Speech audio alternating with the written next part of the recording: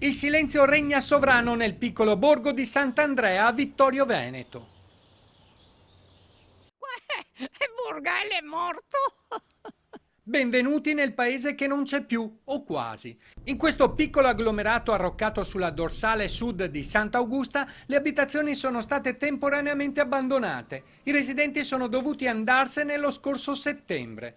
Le loro case sono state puntellate e sigillate, persino la strada che conduce all'insediamento è stata chiusa da una barriera. Il motivo? Solo in questo modo potevano iniziare i lavori dell'ANAS per la realizzazione del traforo di Vittorio Veneto. Ogni accesso è stato chiuso per motivi di sicurezza e le case a ridosso del cantiere sono state ingabbiate per contenere crolli ed evitare saccheggi.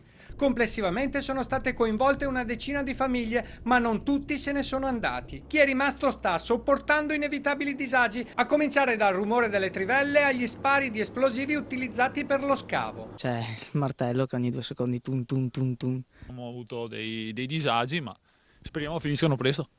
Da sempre contrari alla realizzazione dell'opera, cittadini e comitati no al traforo di Sant'Augusta. Vittorio Veneto è diviso fra favorevoli e contrari. C'è gente che si lamenta e altra invece che sono d'accordo che insomma un sbocco ci vuole e... I lavori del cantiere hanno causato danni alla vostra abitazione? Qualcosa sì, abbiamo avuto per esempio degli spostamenti, degli abbassamenti, Danni che vi verranno risarciti. speriamo.